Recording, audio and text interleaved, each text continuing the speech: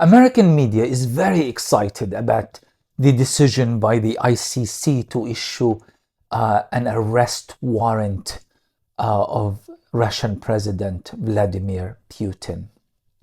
The United States government welcomes that decision.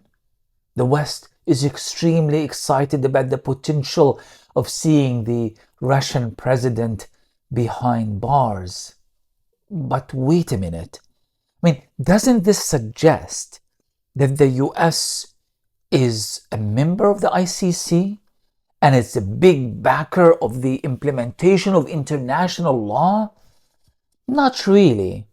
Not only the United States and other major countries are not members of the ICC, the US Congress in 2002 passed a law that basically calls for military action against the ICC to free any American detainees who could have been potentially arrested by a third party on charges of war crimes or crimes against humanity.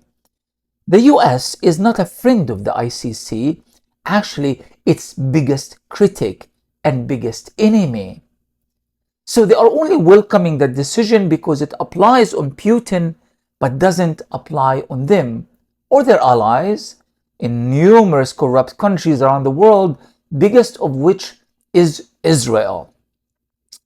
The other ironic element about all of this is the fact that just, 20 years ago, we carried out this horrendous invasion of Iraq and we killed millions in Iraq and consequently in other countries throughout the Middle East and of course Afghanistan, the original war crime. And I'm not even talking about Vietnam, Cambodia, Laos and Indonesia and South America, none of that. I am just talking about recent history of war crimes. The Intercept newspaper had an excellent article a few days ago where they basically list the 11 American politicians and officials who were responsible for the Iraq war. Of course, aside from George W. Bush, Dick Cheney, Donald Rumsfeld, David Frum, and others, they include, yes, your dear president, Mr. Joe Biden. And of course, Biden's own war crimes in Belgrade and former Yugoslavia, it's just a whole different chapter of war crimes. The US even threatened that they are going to freeze the accounts and arrest judges of the ICC who dare hold America accountable to its crimes in Afghanistan and Israel accountable to its crimes in Gaza and the rest of the occupied Palestinian territories. Makes you wonder, aside from clearly the politicized response by the United States, meaning that the response to the ICC really has nothing to do with international law and justice whatsoever and everything to do with their own geopolitical turf war with Russia and China, it also makes you wonder why the ICC was so quick to issue that arrest warrant. We are talking about the matter of months. Yes, the war started a year ago, but the specific event that is cited by the ICC in their arrest warrant didn't immediately start with the war. It took several months to get there. Palestine joined the ICC in 2015. And it's been, 8 years now, waiting for the ICC to officially open the investigation. Yeah, technically they did, but there are so many obstacles. And the obstacles are happening by countries so-called friends of the court.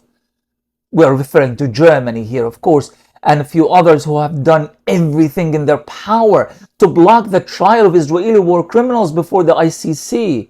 So why, Germany, are you so keen and interested in holding Putin responsible to his war crimes in Ukraine when you didn't care at all for Palestinian children who have been slaughtered for decades? And they continue to be slaughtered, by the way, until this day, because after all the Israeli apartheid and Israeli crimes and Israeli killings, in the West Bank and Gaza continues to this day, and sadly will continue until the end of Israeli military occupation and the dismantlement of the Israeli apartheid.